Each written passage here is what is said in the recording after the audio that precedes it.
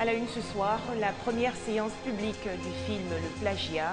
Le réalisateur ivoirien Honoré Nzué dénonce le piratage des œuvres artistiques en Côte d'Ivoire.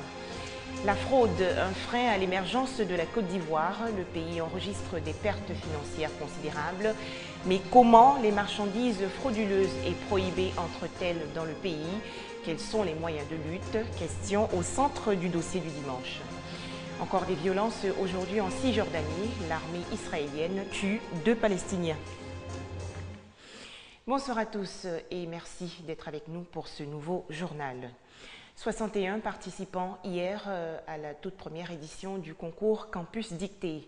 Il s'agit ici de promouvoir par le jeu le bon usage de la langue française et aider les apprenants à améliorer leur orthographe. C'est une initiative du club d'orthographe de l'université Félix Houphouët-Boigny de Cocody. Les résultats seront connus le 20 juillet prochain. Serge Coléa et Déborah Olapadé. Avec l'avènement des réseaux sociaux et de la téléphonie mobile marquée par l'usage des messages écrits, l'orthographe des mots est foulée aux pieds. Le niveau de vocabulaire des jeunes s'est considérablement dégradé. Dans le but de promouvoir le bon usage de la langue française et d'inculquer aux jeunes la culture de l'orthographe correcte, le club d'orthographe de l'université Félix Houphouët-Boigny a lancé le concours Campus Dictée. Avec le phénomène des SMS et autres, vraiment le niveau des étudiants aujourd'hui n'est plus comme par le passé. Et nous avons jugé bon de rehausser un peu ce niveau en mettant sur place ce club. 61 candidats ont participé à cette première édition du championnat universitaire d'orthographe. Il m'arrive souvent d'écrire certaines phrases avec des abréviations, des signes, des lettres, des chiffres. Souvent à des devoirs ou à des compositions, on ne se retrouve plus. Même pour écrire des simples mots, on n'arrive plus à les écrire. Il faudrait pallier cela en formulant des phrases correctes. J'ai participé à ce concours pour voir au moins quel est mon niveau en orthographe.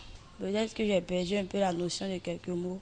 0 faute en orthographe sur les différents réseaux sociaux et dans les messages téléphoniques. C'est l'objectif visé par ce concours dont les résultats seront connus le 20 juillet prochain. Une troisième œuvre pour le réalisateur ivoirien Honoré Nzué. C'est un long métrage intitulé Le Plagiat. Le film dénonce le piratage des œuvres artistiques, notamment en Côte d'Ivoire. Sa première séance publique a eu lieu le 18 juin dernier dans la commune de Cocody. Serge Coléa et Konaté Moussa. Un film hommage à Alla Thérèse, figure emblématique de la musique tradimoderne baoulée en Côte d'Ivoire. Le Plagiat, dernière production cinématographique du réalisateur Honoré Nzué, met en exergue la reproduction frauduleuse des créations artistiques. Le plagiat, disons, j'ai pris comme prétexte les œuvres d'Alla Thérèse. Ce n'est pas Alla Thérèse qu'on a plagié, mais c'est tout un ensemble d'œuvres culturelles que les gens plagient. Dans tous les domaines de la création, les gens plagient les uns et les autres. Je voudrais tirer l'alarme pour dire que ce qui est pour vous est pour vous. Tourné par une équipe de jeunes acteurs et techniciens ivoiriens, ce film vient apporter un souffle nouveau au cinéma ivoirien. Ça fait toujours plaisir qu'un film soit produit par un Ivoirien. Cette œuvre, effectivement, va participer à cette renaissance du cinéma en Côte d'Ivoire. Le thème du plagiat, ça reflète totalement ce qui se passe en Afrique. Il faut éradiquer cette maladie, parce que si on ne le fait pas, ça deviendra un cancer. C'est toujours édifiant de travailler avec de grands professionnels comme M. Honoré Nzué. C'était une très belle expérience. C'était mon tout premier rôle dans un film.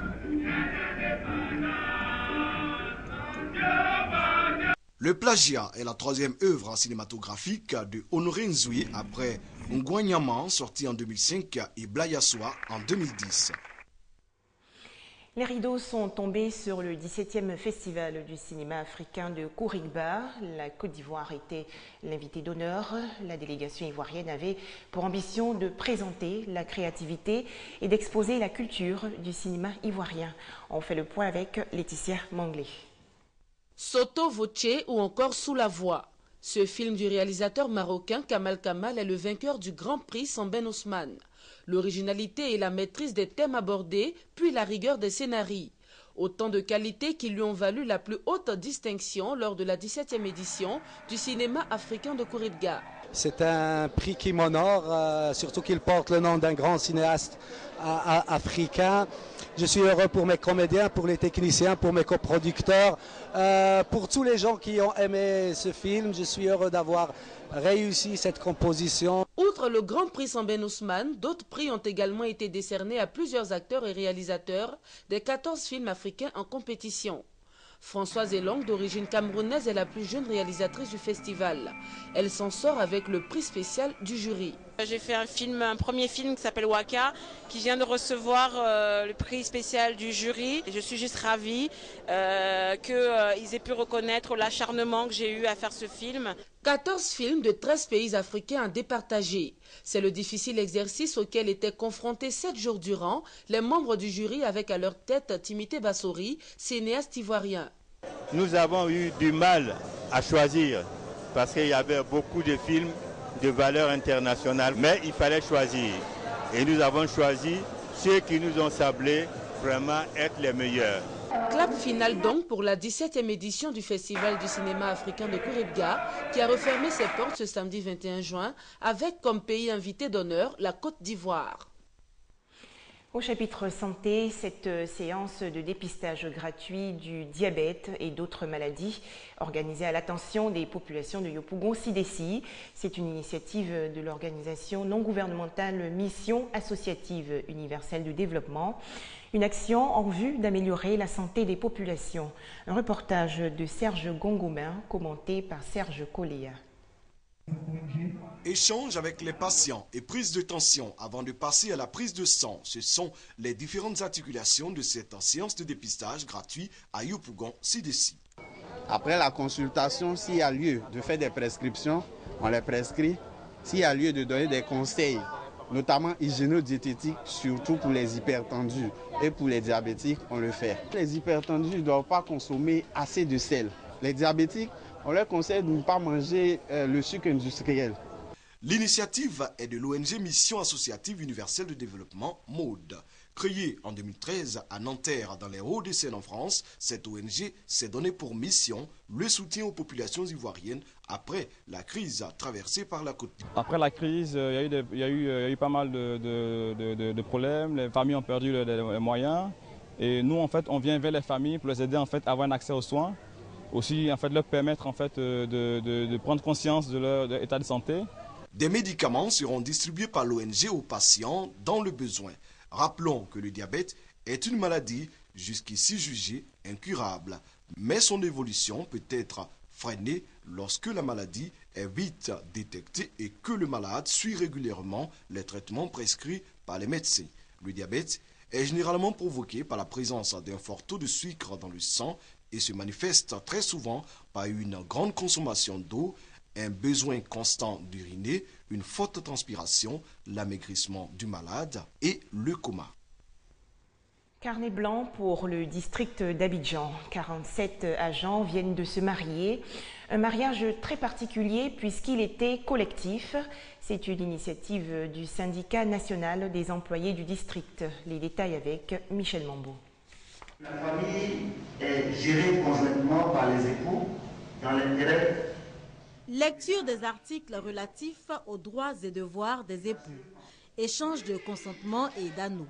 Ce jeune couple vient ainsi de régulariser sa situation matrimoniale.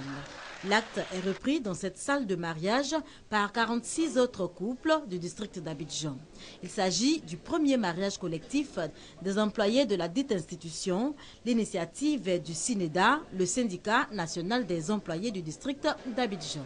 Unis pour le meilleur et le pire, ces nouveaux mariés pourront désormais jouir des avantages du mariage civil au sein du district.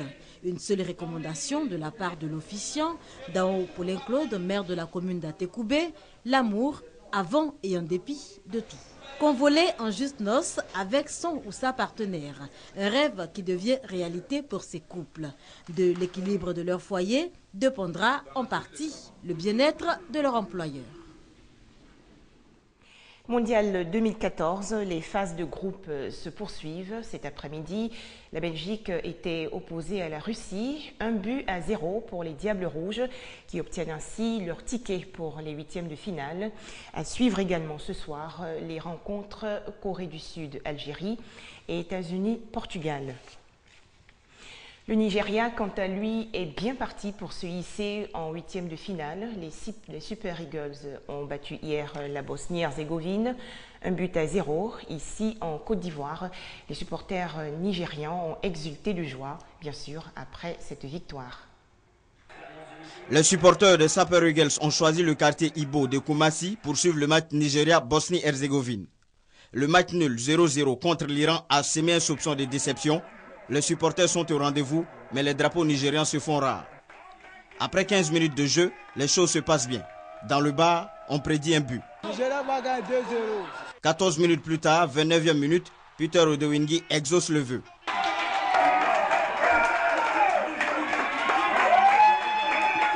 À la mi-temps, le débriefing se déroule sur la piste de danse.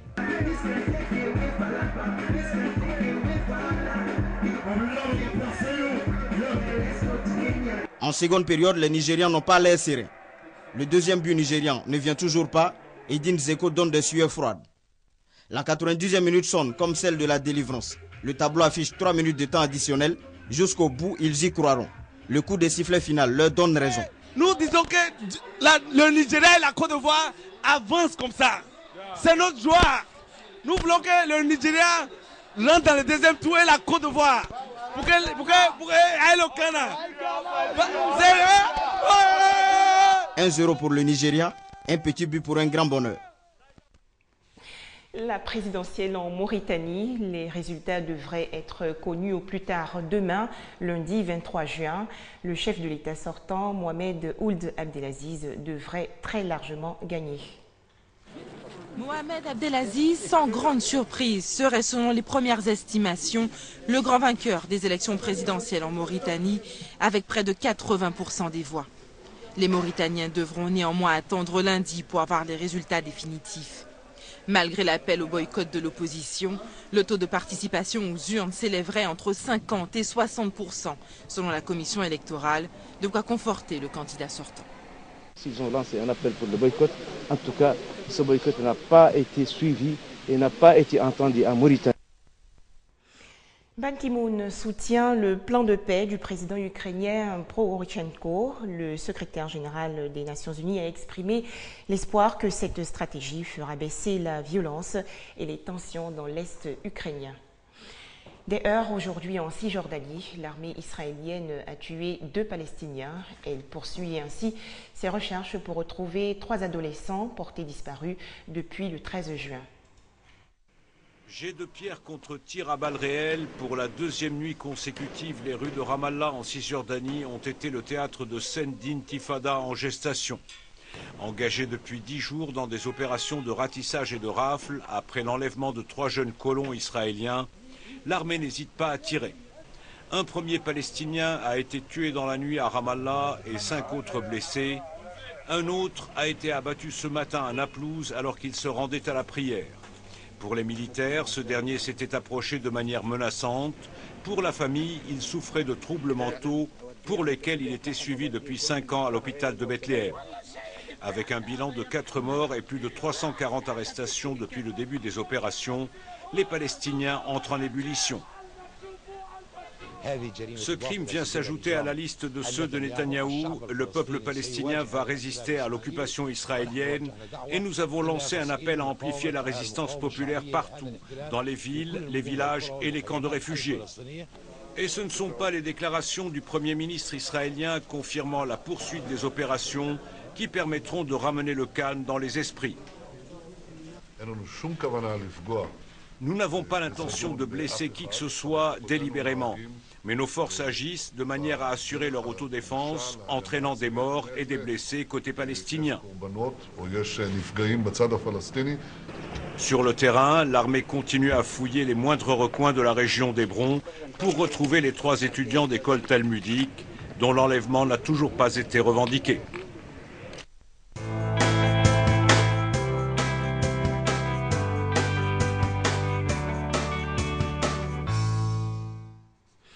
La fraude continue de sévir en Côte d'Ivoire. De nombreuses tonnes de marchandises frauduleuses et prohibées sont déversées sur le territoire ivoirien.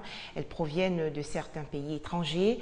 Le mal est profond. Les chiffres indiquent que l'État ivoirien perd chaque mois plus d'1 milliard de francs CFA. Comment ces marchandises frauduleuses sont-elles introduites en Côte d'Ivoire? Comment protéger les entreprises ivoiriennes de la contrebande? Le dossier du dimanche, c'est avec Koné Pargassoro. Un drapeau ivoirien flottant dans l'air, des camions remorques stationnés en plein milieu du bitume et un préau servant de dépotoir aux moutons, cabris et autres animaux domestiques. C'est le tableau que présente le bureau terrestre des douanes de Pogo à la frontière avec le Mali. Capitaine Kwadjo Kwaku Benoît, inspecteur de douane, est le chef du bureau de Pogo. Selon lui, l'arrivée de 50 stagiaires venus renforcer l'effectif des 15 agents déjà en poste à ce bureau permet son bon fonctionnement. Malgré cela, les trafiquants et autres contrebandiers arrivent à commercialiser les produits frauduleux sur les marchés ivoiriens. Le véritable problème auquel nous sommes confrontés dans le cadre de la lutte contre la fraude, c'est le contournement. Nous sommes ceinturés par, je dirais, des centaines de pistes. Et les deux roues, nous le savons tous, constituent les moyens de transport les plus utilisés dans notre zone. Et je peux vous dire que c'est véritablement un problème. Je peux même dire que c'est un fléau. Une visite sur le terrain à la frontière avec le Mali, située à quelques kilomètres du bureau, permet de faire le constat. 2 motocyclistes transportant du sucre frauduleux sont obligés de faire un demi-tour spectaculaire à la vue des agents des douanes. Des attitudes qui ne permettent pas l'arrivée de certains produits jusqu'au bureau des frontières terrestres. Un véritable souci pour ce transporteur de marchandises peu ordinaire qui attend inlassablement des bagages à transporter. Autant de difficultés qui nécessitent des prières en vue de garder espoir en un lendemain plus radieux. Pogo, c'est aussi le logement des agents des douanes en mauvais état et un château d'eau non fonctionnel. Ils sont obligés de partager la seule pompe hydraulique avec les villageois. À Pogo, il n'y a pas d'eau courante. Et c'est ici, nous-mêmes, on puise l'eau, on se lave, on boit. Avec la population, les villageois, tout le monde vient puiser là. Nous sommes exposés. On parle de l'Ebola, on parle aussi de beaucoup d'autres maladies liées à l'eau. Voilà, il faut qu'on pense à nous. Le bureau terrestre de Boko, à la frontière avec la Guinée, quant à lui, n'est pas mieux loti. Ici, le chef de bureau et ses agents sont sans armes et sans engins. Ils sont également obligés de poursuivre les trafiquants et contrebandiers à pied. Le véhicule que vous avez vu, il est bien beau, mais il n'est pas opérationnel. Vu l'état de la route, à chaque fois, il faut aller au garage. Au moins 4 motos, un nouveau véhicule fera notre affaire. Autre bureau, autre réalité. Un drapeau ivoirien éclatant, une demi-barrière bien visible baissée et des logements des agents de douane réhabilités et climatisés. Nous sommes au bureau terrestre de Ouangolodougou, à la frontière avec le Burkina Faso. Ici, en plus des commodités qu'offrent ces bâtiments, l'on peut noter la présence d'une salle de transmission radio. Merci de nous avoir suivis et très bon dimanche à tous sur RTI2.